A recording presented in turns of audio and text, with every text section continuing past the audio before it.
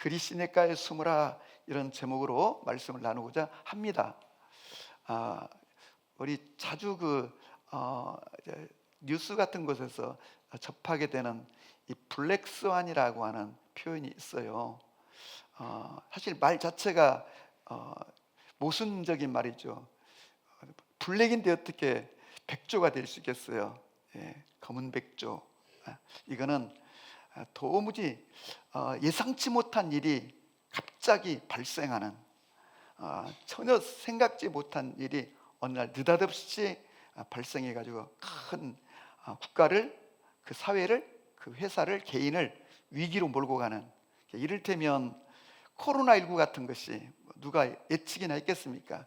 느닷없이 터지더니 전 세계를 몇 년 동안 어려움에 빠뜨리는 경, 또 전쟁, 우크라이나가 전쟁을 대비하지 않은 나라가 없지만 일어날 거라고 생각지 못했는데 그 전쟁으로 인하여 저렇게 몇 년 동안 고통하고 파괴되고 생명을 잃고, 또 그 외에도 대공황 같은 거, 이런 것들을 우리가 이제 블랙스완이라고 한다면, 또 이제 그레이 리노라고 하는 또 용어가 있어요.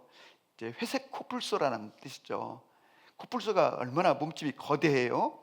그래서 저쪽에서 어기적거리면서 이제 걸어오면 누구나 다 알 수 있죠. 그런데 그 어기적거리면서 걸어오는 그 코뿔소를 무시하거나 간과하거나 주의하지 않으면 큰 어려움에 빠진다는 것입니다. 그런데 그 코뿔소가 이제 어기적거리고 올 때 피해야지, 그거를 간과하거나 무시하면 그 코뿔소가 어느 순간 갑자기 무서운 속력을 내 가지고 달려오면 생명을 잃고 심지어는 차를 전복시키기도 하는 그런 걸 봅니다. 다시 말하면 경고음이 여러 번 경고가 있고 사인이 있었음에도 불구하고 그거를 계속 무시하면 큰 어려움에 빠진다. 성경의 역사가 바로 그런 거죠. 하나님이 계속 선지자들을 통하여 경고를 하고 우리 삶에 사인을 보내는데도 불구하고 그걸 무시하고 계속 그 길로 가면 국가적으로도 개인적으로도 큰 어려움에 빠지고 결국은 비참한 결과에 이르게 되는 것을 볼 수 있습니다. 이스라엘 나라는 이 솔로몬 왕 이후, 솔로몬의 죽음과 함께 이후에 남북 분열이 되죠. 그래서 위를 북왕국 이스라엘이라고, 남쪽을 남왕국 유다라 이렇게 부르는데, 북왕국 이스라엘의 왕들의 면면을 보면 20여 명 중에 다 악한 왕들, 19명 중에 전부 다 거의 대부분이 악한 왕들이 계속 연이어서 오는 걸 보고, 그러다 보니까 하나님의 계속 경고가 있었던 것을 보게 됩니다. 여로보암, 나답, 바아사, 또 엘라, 시므이, 오므리, 그리고 오늘 우리가 함께 보고자 하는 것은 이스라엘 역사의 7번째 왕 아합 시대에 벌어진 일입니다. 그렇게 영적으로는 굉장히 침체되고 우상 숭배가 온 나라에 가득하고, 그래서 하나님의 이 심판의 경고음이 울리는데, 놀랍게도 경제적으로는 더 이전보다 더 좋아지고 부강해집니다.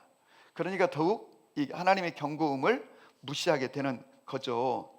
아합은 이스라엘 역사 가운데 그 앞에 이 여로보암보다도 더 악한 왕으로서 정말로 온갖 이 악행을 저지르고, 그가 이제 그 위에 있는 나라, 지금의 시리아, 레바논 정도 되는 바로 이 시돈 왕국의 공주와 이제 결혼을 했는데, 그 나라는 이 바알 숭배와 아세라 숭배를 하고 있는 국가인데, 오면서 그 이세벨이라고 하는 공주가 그 시녀들과 함께 바로 이 바알, 아세라 이 신앙을 가지고 들어와서 이 이스라엘 이 나라의 궁궐에서부터 온 나라에 바알 신앙과 아세라 신앙을 유포하고, 그래서 이곳저곳에 막 이 신상들을 세우고, 그리고는 더 나아가서 하나님의 선지자들을 위협하고 협박하고, 그리고 감옥에 가두고 활동하지 못하게 하고,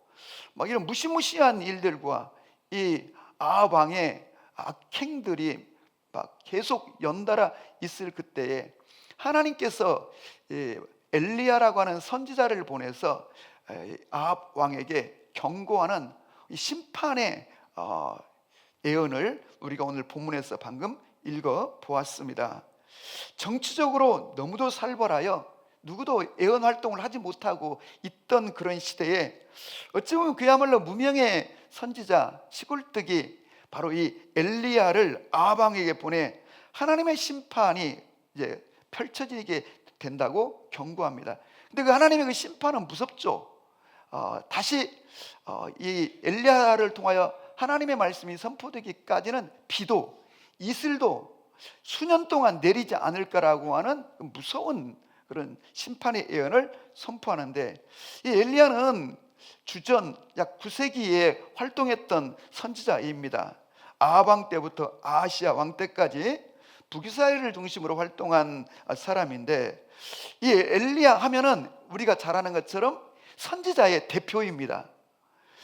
그리고 모세와 견줄 만큼 버금가는 그러한 선지자입니다. 그래서 예수님이 변화산에서 기도하실 때에 두 사람이 나타났는데 한 사람은 모세였고 한 사람은 엘리야일 만큼, 이 엘리야는 이 선지자들의 대표이고 그가 기도할 때 하늘에서 불이 내려와 재물을 태우기도 하고, 그가 이 선풍할 때 이제 이스라엘 나라에 3년 반 동안 비가 내려오지 않기도 하고, 또 그가 기도하였을 때 하늘문이 열리고 온 땅에 소나기가 내리기도 하고, 이런 그 선지자가 바로 엘리야 선지자라고 한다면 어떻게 이 사람이 이렇게 위대한 선지자가 됐을까? 그러니까 처음부터 이런 대단한 선지자였는가? 전혀 그렇지 않습니다. 오늘 우리가 읽은 성경 본문 이렇게 보니까 엘리야를 뭐라고 소개하고 있냐면 길르앗에 우거하는 자 중에 디셉 사람 엘리야라고 설명하고 있습니다. 보통 그 성경에서 이렇게 사람을 소개할 때는 주로 그의 아버지가 누구이며 아니면 어느 가문, 어느 지파의 누구이며 이 족보 이야기를 합니다. 더군다나 이 열왕기라고 하는 이 성경은 이 족보를 따라서 이렇게 기술하는 그런 패턴을 가지고 있는데도 불구하고 일체의 엘리야의 뭐 부모가 누구, 뭐 집안이 또 지파가 어디에서 어떻고 이런 표현을 쓰지 않고 길르앗에 우거하는 디셉 사람 이 엘리야라고 이렇게 표현하고 있는 것은 전혀 내세울 것이 없는 그냥 평범하다 못해서 보잘것없는 사람이라 그런 뜻입니다. 길르앗은 요단강 동편입니다. 그러니까 지금의 요르단 땅에 위치해 있는데, 디셉이라고 하는 것은 사실 이 엘리야 이름을 표현하면서 6번 정도가 나오지만 전혀 성경에 나와 있지도 않은, 그리고 오늘날도 고고학자들에 의해서 어디인지도 짐작조차 제대로 할 수 없는 그런 바로 지명입니다. 그런데 바로 이 디셉 사람 엘리야, 그런데 여기서 무엇보다도 길르앗에 우거하는 자 가운데라고 되어 있어요. 이 우거하다라는 히브리어는 토샤브라고 되어 있는데, 이 토샤브라는 말은 본래 자신의 소유가 없이 이곳저곳 떠돌아다니면서 노동을 하면서 먹고 사는 임금 노동자를 표현하는 그런 어떤 체류자 뿐만 아니라, 이 토샤브는 고용된 종과 우리로 말하면 머슴이나 노예죠. 종과 동의어로 쓰여진 곳도 여러 군데 성경에 있을 만큼, 그가 이 길르앗에 우거한다는 얘기는 그가 그의 처지와 그의 삶이 노동자 아니면 그저 이곳저곳을 떠돌아다니면서 일거리 있으면 일하고 또 없으면 또 옮기고 뭐 이런 사람처럼 그렇게 표현되고 있는 그런 사람. 이에 반해서 그가 찾아갔던 이 아합 왕이라는 사람은 그의 아버지 오므리의 왕권을 물려받은 이미 대단한 그런 어떤 권력을 갖고 있는 그런 배경으로 말한다면 이 엘리야와 아합은 비교할 수가 없는 그런 신분과 처지의 사람인데, 어찌 보면 이 아합 앞에 서기엔 너무도 초라한 인생인데 하나님이 엘리야를 아합 왕에게 보내는 것을 보게 됩니다. 아합은 어떤 사람이고 엘리야는 어떤 사람인가? 아합은 하나님 빼고 모든 것을 다 소유한 사람이라고 한다면, 엘리야는 하나님밖에 없는, 배경이라고는 아무것도 없는 그런 인생이라고 할 수 있습니다. 그런데 이 두 사람의 만남, 이 두 사람의 싸움, 이 두 사람의 전쟁은 결국 엘리야의 승리로 끝이 나는 것을 볼 수 있는데, 하나님은 바로 이 엘리야를 통하여 당신이 어떤 분인가를 밝히고, 그리고 하나님은 어떤 사람을 쓰시는가를 우리에게 보여주려고 하는 매우 중요한 계시적인 말씀이다 라고 우리가 생각할 수 있겠습니다. 자, 오늘 이 아합 왕에게 선포한 엘리야의 말, 이제 내가 다시 선포하게 되는 이 땅에 수년 동안 비와 이슬조차도 내리지 않을 것이다 라고 선포했는데, 이 말은 일종의 전쟁을 선포합니다. 단지 그냥 비가 내리지 않을 거야, 앞으로 가뭄이 시작될 거야 라는 말의 정도가 아니죠. 왜냐하면 지금 왕궁에서부터 그리고 이스라엘 전역에 숭배하고 있는 이 바알이라고 하는 신은 비와 그에 따르는 풍요의 신입니다. 이게 비라고 하는 것은 바알 신이 관장한다고 그들은 믿고, 그 비로 인하여 많은 풍요를 준다고 믿고, 그래서 이스라엘 백성들도 다 바알 신앙, 아세라 신은 쾌락의 신입니다. 그런데 여호와께서 비를 내리지 않겠다고 말하는 것은 이 아합과 그리고 이세벨이 숭배하고 있는 바알 신앙을 전면적으로 부정하는 것이요, 일종의 전쟁의 선포라고 할 수가 있을 것입니다. 그러니 여러분, 이 엘리야가 성할 수가 없는 거죠. 이제는 아합의 칼과 이세벨의 그 도끼가 그를 가만두지 않죠. 그러자 하나님께서는 이 엘리야에게 너는 지금부터 이곳을 떠나 요단 동편에 있는 그릿이라고 하는 시냇가에 숨으라. 그러면 내가 너에게 까마귀를 통하여 먹을 것을, 음식을 제공하여 주겠다. 이렇게 말씀하자, 여러분 이게 얼마나 이게 황당무계하고 정말로 이게 이해할 수 없는, 여러분 이 미물인 까마귀가 이 엘리야에게 양식을 공급하겠다고 하는 말, 더군다나 다른 짐승도 아니고 까마귀.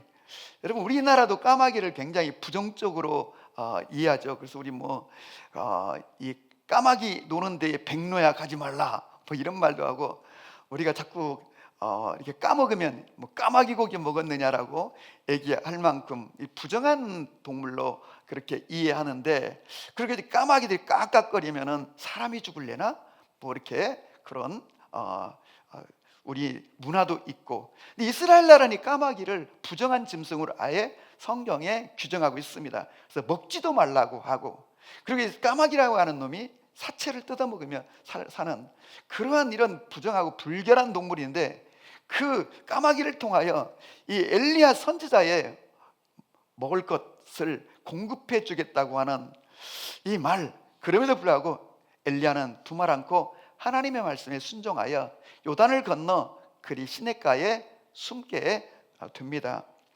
여러분 이 그릿이라고 하는 이 단어는 이 카라트에서 왔는데, 이 잘라내다, 단절시키다, 고립하다 뭐 이런 뜻이 있어요. 그러니까 이 지명을 통해서 하나님은 우리에게 계시해 주는 것은 바로 그릿이라고 하는 이 시냇가. 사실 이 시내라는 단어는 와디라고 아주 우리 많이 들어봤죠. 와디는 어쩌면 평소에는 물이 흐르지 않고 비가 오면 올 때만 이제 물이 흐르는 그런 시내이기도 한데, 또 다른 본 뜻은 협곡이란 뜻입니다.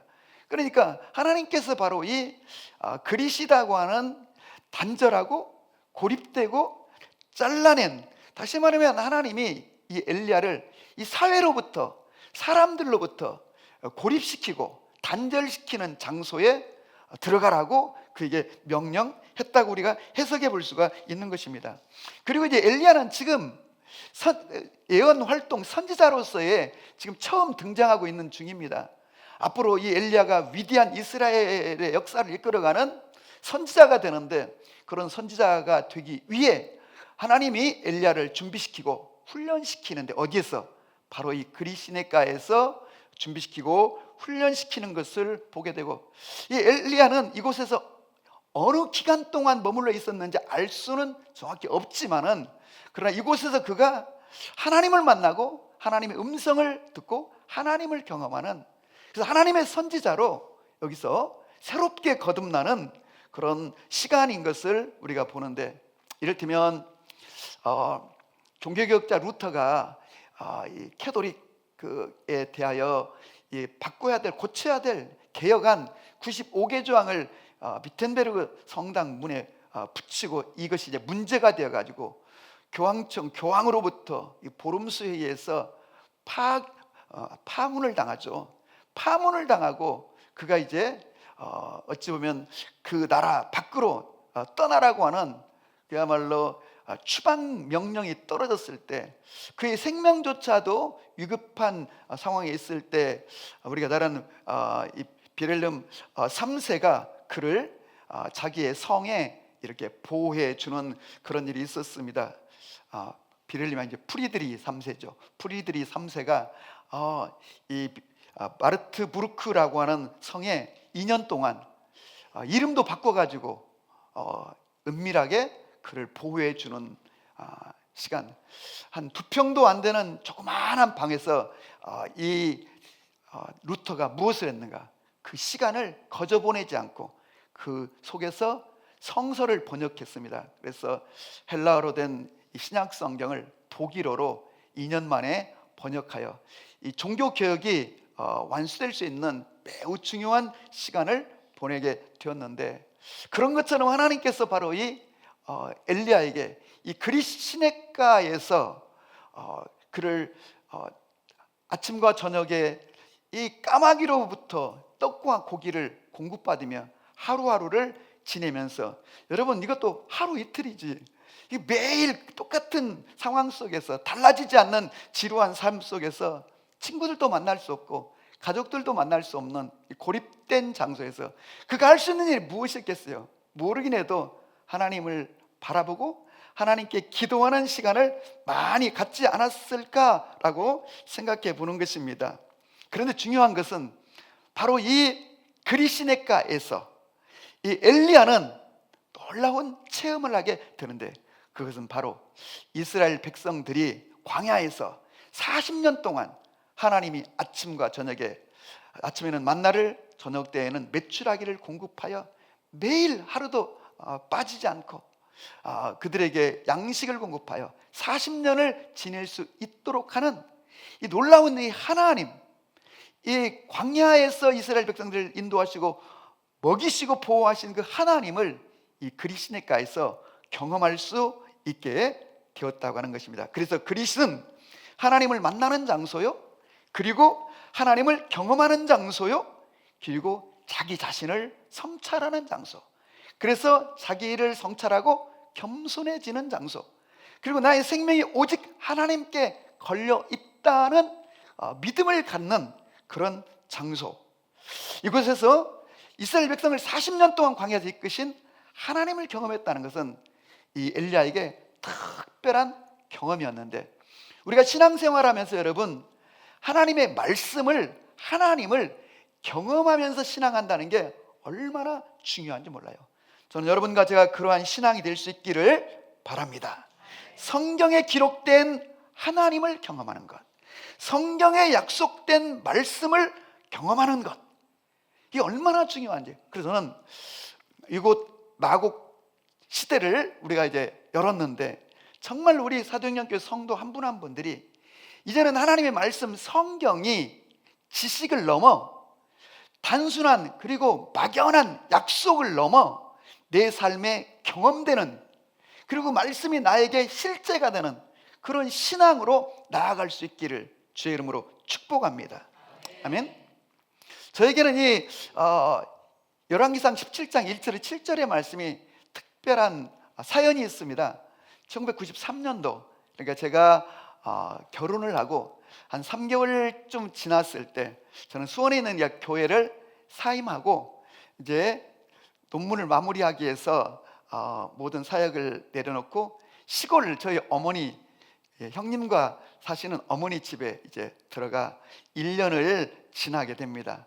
그런데 이제 결혼을 이제 막 한 상태에서 아기가 이제 임신한 상태에서 이제 우리가 무슨 뭐 방을 얻어 가는 것도 아니고 시골 형님이랑 같이 사는 집에 방 한 칸을 이제 제공받아 가지고 1년을 머물러야 되는 그 시간들이 심리적으로도 상당히 이제 부담이 되기도 하고, 항상 우리는 중요한 게 돈, 재정이잖아요. 이 재정, 이게 통장의 잔고를 보니까 그 당시에 한 400만 원 정도 되더라고요. 요즘으로 하면 제가 볼 때 한 1200만 원 정도 안 되겠나. 다시 말하면 한 12달을 한 달에 아껴 쓰고 하면 100만 원씩 하면 12달 이거 가지고 버틸 수 있지 않겠나. 자, 그런 마음으로 가는데, 이 재정이라는 게 늘 넉넉지 않으면 우리를 심리적으로 불안하게 하죠. 그래서 이제 저희가 내일 이제 수원에서 이제 떠나 이사를 가는데, 그 전날 저녁에 짐이 다 쌓여진 그 빈 방에서 아내와 함께 마지막 예배를 드렸는데, 그때 나누었던 본문이 오늘 우리가 읽은 이 본문입니다. 그래서 하나님께서 엘리야에게 그리 시냇가에 들어가 숨으라, 내가 떡과 고기를 까마귀를 통하여 공급하리라 하신 말씀처럼, 이거 계산해 보니 뭐 이거 빠듯하게 잘 우리가 버틸 수 있을런지, 그리고 모자란다면 하나님이 우리를 엘리야처럼 먹이시고 또 입히시고 공급하여 주실 것이다, 이렇게 기도하고 이제 떠났습니다. 시골 내려갔습니다. 그런데 생각 밖으로 돈 드는 일들이 더 많아졌습니다. 전주에 나와서 또 독서실에 머물고 일주일 동안 다시 임실로 왔다가 다시 두주에서 석주 한 번씩 서울로 올라와서 논문 지도를 받고 하는 교통비가 일단은 많이 들었고, 뭐 거기에 따르는 뭐 식사비며 뭐 이런저런, 또 책을 사야 되니까 책을 구입하는 비용이며, 또 시골에 이제 얹혀 살다 보니까 아무래도 눈치가 보이죠. 뭐 애도 아니고 결혼한 사람이. 그래가지고 이제 어느 날 집에 있는데 보일러에 기름이 떨어진 거예요. 근데 시골에 보일러 기름통 보셨어요? 어마어마한 탱크로 되어 있습니다. 큰 탱크로 넣었더니 그 당시에 자고 한 30만 원 정도 들어간 것 같아요. 그 탱크가 얼마나 크든지. 이래 저래 한 5월쯤 6월이 채 안 됐는데 우리 통장의 잔고가 바닥을 드러내기 시작하는데, 그때 우리가 열왕기상 17장을 묵상하고 왔는데 진짜 그대로 진행이 되는 거예요. 그래서 그때 엘리야의 심정을 제가 경험했습니다. 통장의 잔고가 계속 숫자가 이제 줄어드는데 마치 엘리야의 심정이 이러지 않았을까. 하나님께서 너는 그거 들어가면 떡과 고기를 공급해 주겠다고 했는데, 지금 중요한 건 이 가뭄의 때에 떡과 고기가 중요한 게 아니잖아요. 물이 중요하잖아요. 근데 그 가뭄이 되니까 물이 점점 줄어드는데, 엘리야가 처음 갔을 때는 그 시냇물이 허리쯤 닿는데 나중에쯤은 허벅지쯤 닿고, 그 물이 줄어들더니 점점 무릎에 차고, 그 물이 점점 줄어들더니 장단지에, 나중에는 발목까지 줄어들자, 이러다 우리가 여기서 뭐 말라 죽는 거 아닌가? 하나님의 역사는 그 떡과 고기를 공급해 주는 거 외에는 아무것도 없고, 그래서 저는 그때 통장의 잔고가 줄어드는 것을 보면서 엘리야의 심정이 어떠했겠는가를 경험할 수가 있었습니다. 여러분, 못 견디면 뛰쳐나오는 거죠. 그런데 이 엘리야는 하나님의 말씀을 붙들고 그 시간 속에서 하나님만을 바라보며, 아니 어쩌면 물이 점점 줄어들 때마다 그는 더 깊이 더 간절하게 기도했을 거예요.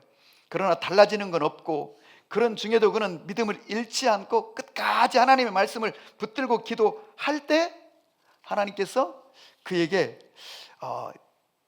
사르밧으로 가라, 한 과부를 통하여 너를 공급하여 주리라 해서 이제 이동하는 장면을 보는데, 그래서 시골에 있는데 이제 나중에는 통장이 잔고가 완전히 바닥이 나는 거예요. 그래서 제 아내가 좋아하는 참외도 사 먹을 수 없을 만큼 가난하게 된 거예요.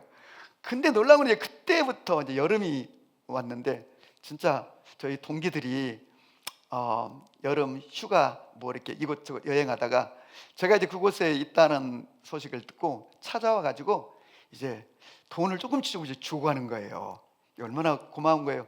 어떤 친구는 이제 제가 너무 초라하게 시골에 머물러 있으니까 안쓰러운지 정말 가진 게 다 떨어져 가지고 없는데 서울 올라가면 내가 붙이겠다고 해가지고 또 이제 가서 또 통장에 붙여주기도 하고.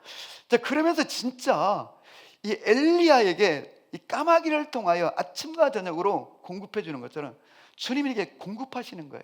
그리고 제가 이제 그 1년 동안 있으면서 토요일 주일은 저 지리산 자락에 있는 수직교회라고 하는 저희 스승이 계시는 곳을 청년들을 섬겨줬는데, 뭐 그냥 이제 섬겨드리는 거죠. 근데 가면 그 시골 교회 할아버지 할머니들이 주로 많은 그곳에서 다 필요를 공급해 주는 거예요. 쌀도 주시고, 어떤 날은 깨도 주시고, 콩도 주시고, 참기름도 주시고, 그냥 별의별 것들을 주시는 거예요.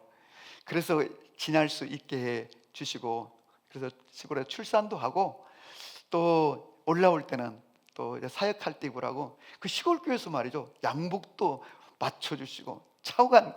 저는 그곳에 있는 동안에 우리가 내려갈 때 하나님이 우리를 그리시네가의 엘리야처럼 까마귀를 통하여 우리를 공급하시려 했는데, 진짜 하나님이 그대로 우리 공급하시는, 하나님이 채워주시는 것을 경험할 수가 있었습니다. 하나님은 그 말씀을 통하여 우리를 이끌어 주시고, 중요한 건 우리가 이 하나님의 말씀이 나에게 경험될 때 그 말씀은 능력이 되고 그 말씀에 대한 신뢰가 우리 속에 더 커지게 되는 줄로 압니다. 6년 전 저의 삶에는 큰 위기가 왔습니다.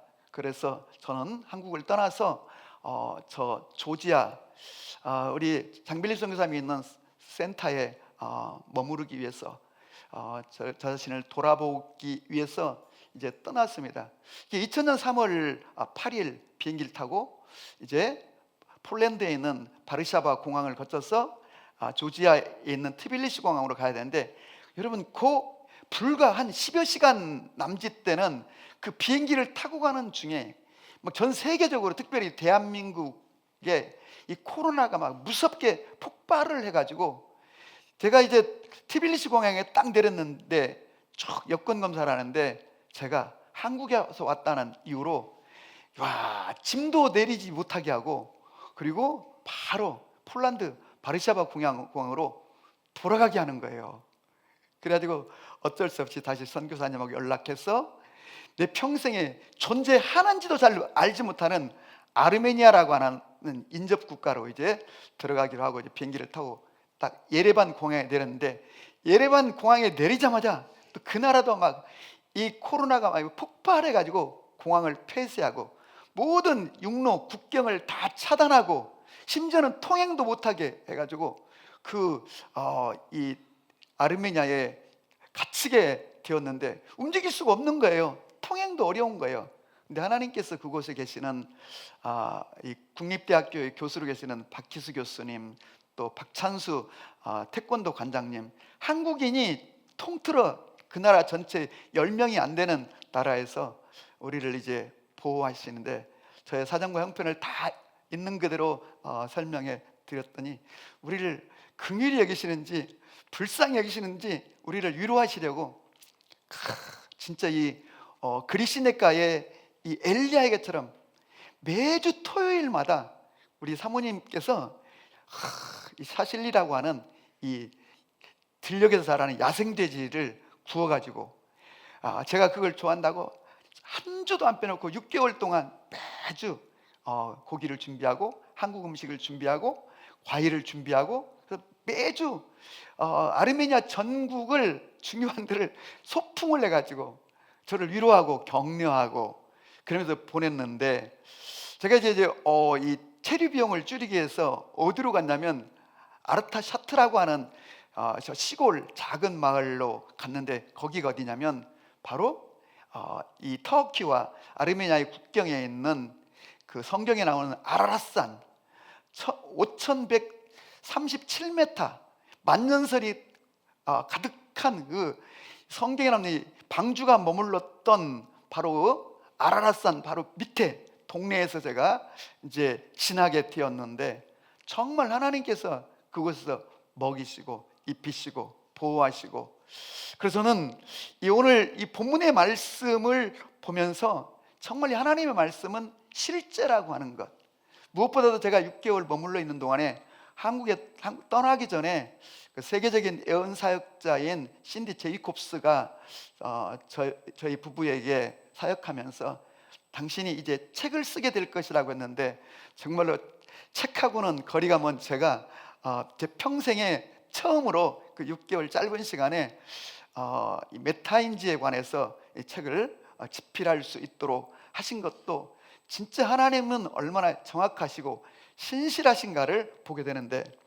오늘 하나님께서 바로 이곳에 그리스에서 이 엘리야를 준비시키고 그에게 인내를, 그에게 믿음을, 그에게 기도의 영을, 하나님의 공급하심을 실제로 경험하게 하신 것처럼, 하나님은 때로는 우리의 삶을 그리스라고 하는 고립된 곳으로 우리를 몰아가시고 부르시고, 그래서 우리가 그곳에서 사람도 다 끊어지고, 관계도 끊어지고, 친구도 끊어지고, 심지어는 친척들도 끊어지고, 그래서 정말로 어떻게 할 수가 없는, 오직 하나님만을 바라봐야 되고 하나님의 공급하심을 따라 살아야만 되는 그런 순간으로, 우리는 그 속에서 하나님을 경험하고 말씀을 경험하면서 하나님의 사람으로 세워지게 되는 줄로 믿으시기를 바랍니다.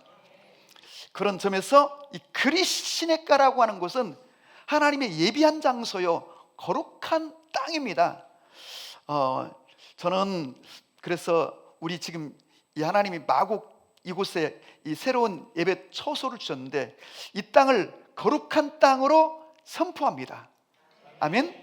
마치 그리스 시냇가처럼, 지난주 금요일에는 말씀을 통해서 이곳을 에스겔을 통하여 말씀이 선포될 때 그 골짜기에 있던 마른 뼈다귀들이 살아나는 역사가 있었던 것처럼, 지난 금요일은 바로 이곳을 에스겔 골짜기로 선포했습니다. 이곳에서 죽어가는 수많은 영혼들이 살아나는 역사가 일어나게 될 것입니다. 여러분, 모세가 이 양떼를 이끌고 호렙산 자락을 지날 때 하나님은 호렙산 떨기나무 가운데서 모세를 부르셨습니다. 모세야, 모세야, 가까이 오라. 가보니까 하나님께서 그에게 말씀하시는데, 너는 이집트로 들어가서 내 백성 이스라엘을 이끌어내어 내가 예비한 젖과 꿀이라는 땅으로 인도하라. 그러면 그때 하나님이 모세에게 하신 말씀은, 너는 너의 신발을 벗어라. 네가 선 곳은 거룩한 땅이다 라고 선포하시는 것을 보게 됩니다. 실제로 훗날 바로 이 모세는 이 호렙산에서 하나님의 율법과 십계명을 받게 되는 것을 보게 되죠. 그래서 우리는 바로 이 예배하고 우리가 기도하는 이곳을 거룩한 땅으로 선포하고, 하나님께서 마치 오늘은 이곳을 그리스 시냇가로 선포하여 하나님의 음성을 듣고 그리고 하나님의 공급하심을 경험하는 그러한 땅. 그리고 이제 다음번에는 제가 이곳을 라마나요스로 선포하게 될 것입니다. 기도가 켜켜이 쌓여 그곳에 들어가면 하나님의 임재를 경험할 수 있는 땅. 그리고 이곳을 이제 베델로 선포할 것입니다.